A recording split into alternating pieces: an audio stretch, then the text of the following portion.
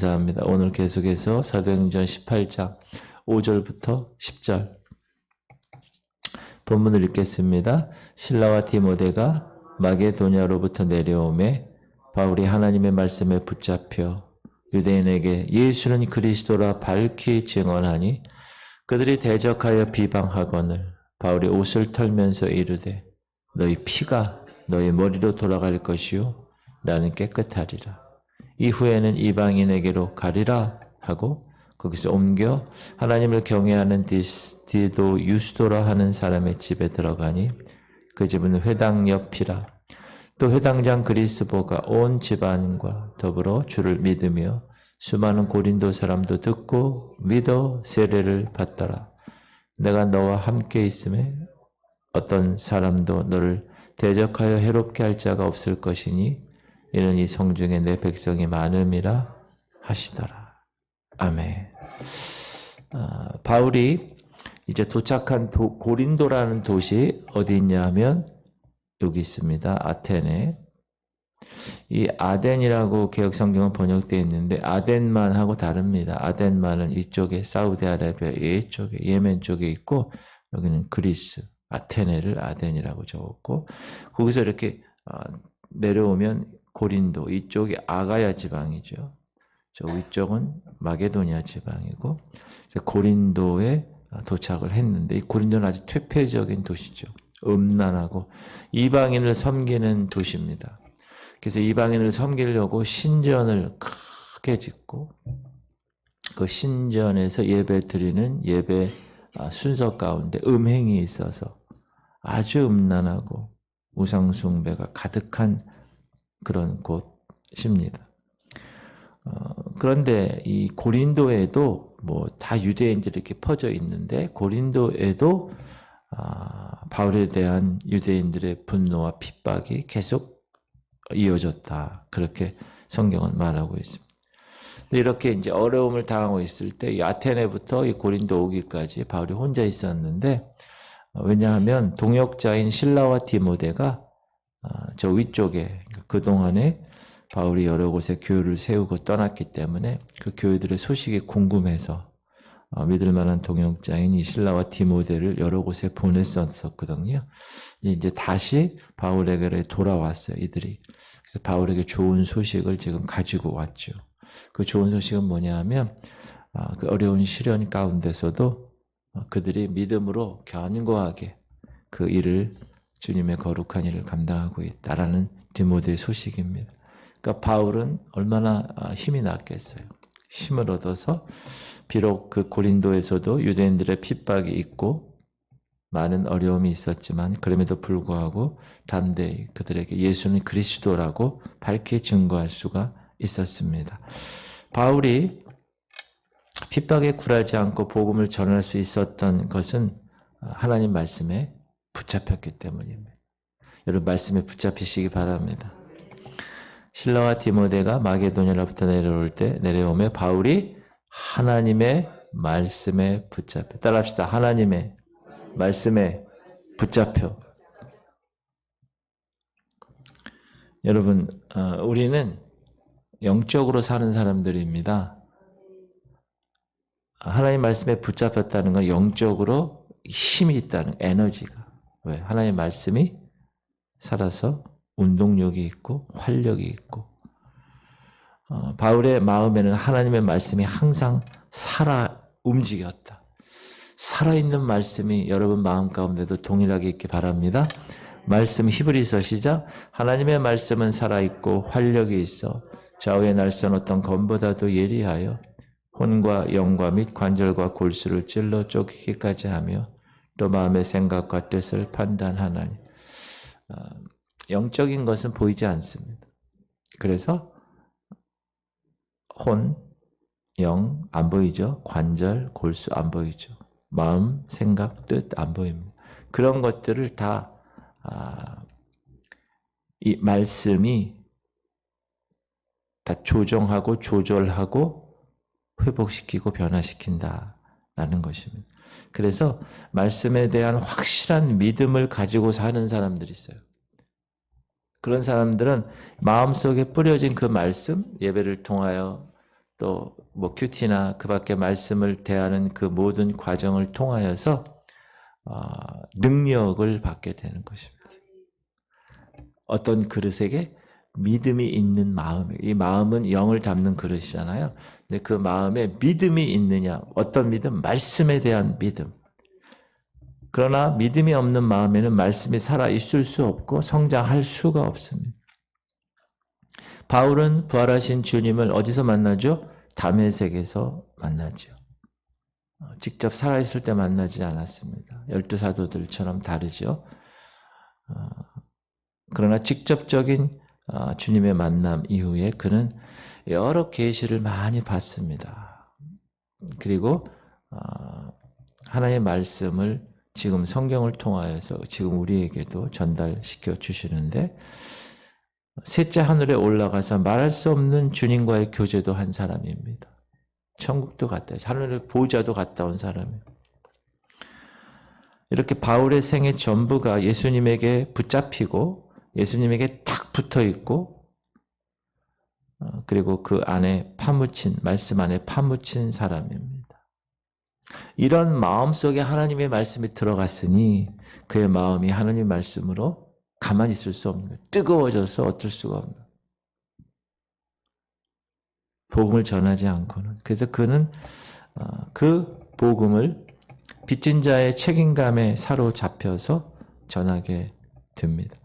바울의 사명, 복음 사명의 특히 이방인들의 복음 사명의 출발점은 빚진 자의 책임감에서부터 시작됐습니다. 우리도 동일하게 여러분 돈 내고 뭐 구원받으신 거 아니잖아요. 너희는 그 은혜를 인하여 믿음으로 말미암아 구원을 얻었나니 이것은 너희에서 난 것이 아니요 하나님의 선물이에요. Gift of God. 하나님이 그냥 공짜로 주신 선물. 그러므로 빚을 갚아야 하겠다는 사명감이 중요하고 하나님을 경외하는, 두려워하는 그런 마음에서 하나님 말씀에 붙잡히지 않을 수 없다. 여러분 빚진 자의 마음으로 복음을 전하세요. 전도 대상자들 지금 정했잖아요. 여러분 가족도 그렇고 자녀도 그렇고 친구도 또 주변의 이웃들 꼭 여러분이 빚졌구나. 내가 빚을 졌지. 그리고 바울은 복음을 전하면서 꼭 바라보고 달려나간 어떤 지표가 있었는데 그것이 하늘의 상급이었다. 바울이 텐트메이커, 천막을 만들어 가면서 복음을 전할 수 있었던 것은 하늘에 보다 좋은 상급에 대한 열망이 그 마음 가운데 있었기 때문에 그래서 그 상급을 얻으려고 다름질했다. 금메달을 따려고 다름질했다. 준비했다는 계속해서. 성경은 그것을 이렇게 얘기하죠. 운동장에서 다름질하는 자들이 다 달릴지라도 오직 상을 받는 사람은 한 사람인 줄을 너희가 알지 못하느냐. 너희도 상을 받도록 이와 같이 다름질. 여러분 우리가 뭐 김연아 선수나 손흥민 선수나 이렇게 우상혁인가요? 높이뛰기 선수나 요즘 이렇게 또 수영, 요즘 젊은 친구들이 수영을 그렇게 또 잘해서 우리를 기쁘게 하는데 그게 여러분 메달 색깔이 정말 중요한 것 같아요. 뭐 은메달, 동메달은 별로 두각을 나타내지 않아. 항상 금메달. 금메달이라는 건 뭐죠? 세계에서 최고라는 거예요. 대단한 겁니다. 그거. 정말 대단한 거죠. 바울도 나는 금메달을 따고 싶어. 오직 상 받는 사람은 금메달이야. 면류관 받는 사람은 금메달.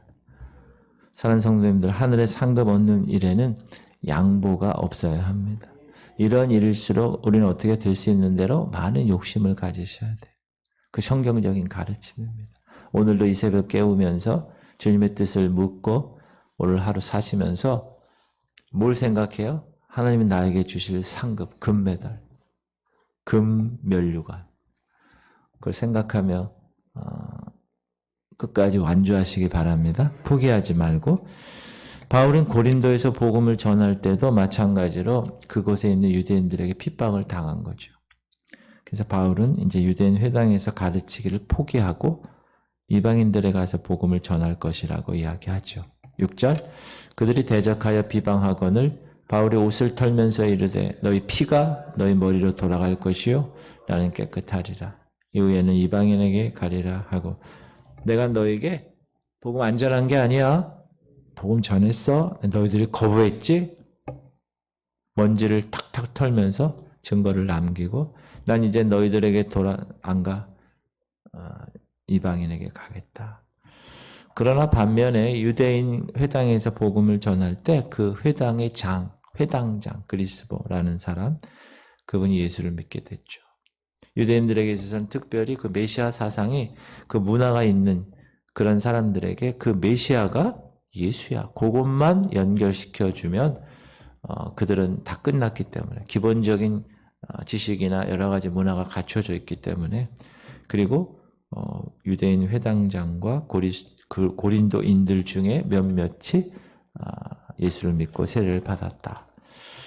그런데 밤에 환상 중에 하나님이 바울에게 말씀하십니다. 시작. 밤에 주께서 환상 가운데 바울에게 말씀하시되 두려워하지 말며 침묵하지 말고 말하라. 환상이라는 것은 이렇게 보인다는 뜻이거든요. 무엇인가 보인다, 계시한다. 그러니까 밤에 주님이 바울에게 자신을 나타내 보이신 것입니다. 어떤 모습으로 보이셨는지는 언급이 되어 있지 않지만 그런데 이때 주님이 환상 가운데 바울에게 나타나신 이유가 있는데 그가 지금 너무 핍박받고 너무 힘들고 좌절하기 쉬운 상태이기 때문에 바울에게 내가 새 힘을 줘야 되겠다. 그래서 자신감을 주시기 위해서 환상 중에 말씀을 하신 것입니다. 뭐라고 말씀하셨죠? 두려워하지 말라.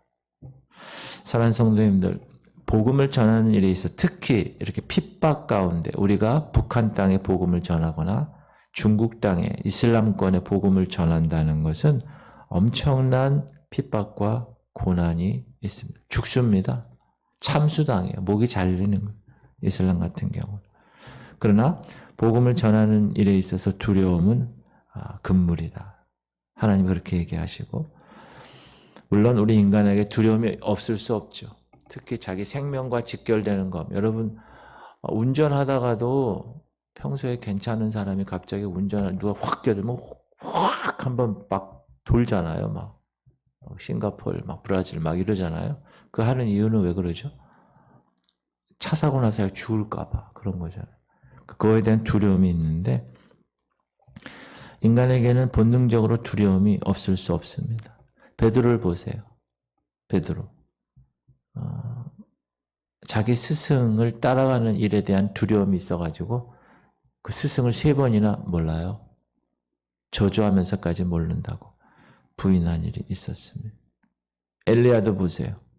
그렇게 바알 선지자들과 함께 불을 내려 놀라운 하나님의 사역을 감당했던 그 분이 이세벨 여자 왕비의 그 말 한마디에 두려워서 도망가고 로뎀나무 밑에서 죽기를 간구했던 모습.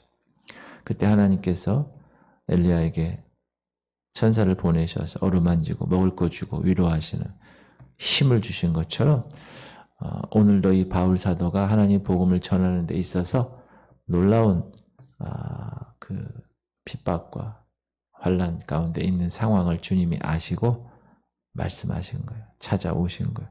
그러면서 첫 번째 말씀이 두려워하지. 여러분 두려워하지 마세요. 복음 전도자에게 전할 때 세상 말로 쪽팔리게 이거 뭐 이거 누가 뭐라고 또 뭐라고 이렇게 하면 안 되고 성령님께 맡기는 거예요. 그 기도를 많이 하셔야 돼요. 하나님 제가 제 전도 대상자에게 우리 아버지에게 우리 딸에게 뭐 이렇게 전도 대상자를 놓고 기도하자 이름을 불러가며 성령께서 역사하시옵소서. 성령께서 하시는 거예요. 영적인 일이기 때문에. 그러니까 여러분이 말씀에 붙잡히고 성령을 의지하는 그 의도, 태도가 너무나 중요하다. 그럴 때 두려움을 하나님께서 없애주시고 복음을 전할 수 있게 하십니다. 그리고 두려워 말라 이렇게 환상 가운데 바울에게 주께서 말씀하시고 두 번째는 침묵하지 말라. 하나님은 우리 성경을 쭉 읽어보면 우리 입에서 나오는 말에 대해서 점검을 하라고 항상 하세요. 혀에 자갈을 물려서 잠잠해. 주로 말하지 말라고 해. 지혜 있는 자는 말을 적게 한다고 항상 그래요. 여러분 마찬가지예요. 말을 많이 하는 사람은 실수하기 쉽습니다. 그러니까 말을 되도록이면 침묵이 금이다. 그런 말 있잖아요. 그러나 복음을 전하는 일에는 침묵하지 말아야 한다. 바울에게 있어서 지금 침묵하지 말고 말하라. 두려우니까 말을 딱 입을 담고 있을 수밖에 없잖아. 근데 침묵하지 말고 말하라. 사랑하는 성도님들, 사실 복음을 위해서 우리가 얼마나 입을 열어서 말을 했나 한번 점검해 보십시오. 세상 얘기할 때는 말이 그냥 막 침을 퍽퍽 튀기면서 막 엄청 많이 말을 하다가 복음 전하는 일에 대해서 자꾸 채우고. 여러분, 우리의 입을 크게 열어 때를 얻든지 못 얻든지 복음을 전하는 그런 전도자들 되시기를 주님의 이름으로 축복합니다. 따라서 봉의진 내 입 여시사 복음을 널리 전하게 하시옵소서. 오늘도 복음을 전하세요. 바울은 주님이 그에게 나타나 이같이 말씀 주신 것으로 인해서 큰 힘과 용기를 얻게 됩니다. 그리고 고린도 그 음란하고 그 패역한 그 도시 성 안에 하나님의 백성이 많다고. 누구를 통해서? 바울을 통해서. 그들의 영혼에 대한 사랑이 있어서 여러분 살려달라고 하는 그 영적인 소리를 들으실 수 있어야 돼요. 영적으로 나 좀 살려줘. 나 지금 너무 힘들어. 그런 걸 여러분이 영적으로 진단할 수 있어요. 어제도 병원을 갔는데 진단할 수 있어야 돼요. 엑스레이를 보고 이렇습니다. 진단하잖아요. 가장 중요한 목사가 성도들의 영적인 걸 진단할 수 있어야 되고 진단하면서 처방할 수 있어야 돼요. 그래서 약을 드십시오. 수술해야 됩니다. 예배에 나오십시오. 기도하십시오. 말씀에 붙잡히십시오. 그러다 보면 병이 낫잖아요. 그죠? 마찬가지. 육적으로도 그런 것처럼 영적으로도 여러분 항상 여러분이 점검하고 하나님께서 여러분에게 주신 그 놀라운 사역이 있잖아요. 다 소명이 있어요. 소명이 없으면 죽는 거예요. 저희 아버님이 지금 급성 폐렴으로 와서 119에 실려 가셔서 이제 치료를 하시고 일반 병실에 가셨는데 제가 또 오늘도 가보려고 그러는데 95세세요. 근데 보니까 조금씩 좋아지신 것 같아요. 그러니까 기도해 주셔서 감사드립니다. 이 염증이 조금씩 또 열이 조금씩 호전되는 것 같아요. 근데 우리가 영적으로도 급성 폐렴이 올 수 있고요, 여러분. 어떤 재정의 문제 때문에 갑자기 암이 걸릴 수도 있는 거예요. 혹은 육신의 연약함 때문에 여러 가지 영적으로도 그것을 잘 진단하고 왜 나에게 이게 왔을까? 그냥 우연이라고 생각하는 게 아니라 하나님이 왜 날 이렇게 하셨지? 왜 내 아들을 이렇게 했나? 이거를 이렇게 잘 진단하실 수 있어요. 왜 하나님이 임직을 나한테 허락하셨지? 목사님 왜 계속 새벽기도 나오라고 그러지? 왜 모든 예배에 참석하라고 그러지? 이런 게 자꾸 이렇게 영적으로 들려야 돼요. 그래서 순종해야 돼요. 그래야 건강해지는 겁니다. 할렐루야. 여러분, 그러기 위해서는 그 대상에 대한 사랑이 있어야 돼요. 영적인 사랑. 살려달라고 막 그런 걸 여러분이 들으실 수 있어야 됩니다. 그래야 복음을 전하고 빨리 살리려고 애를 쓰고 그렇죠? 그런 여러분들 되시기를 주님의 이름으로 축복합니다. 기도합시다.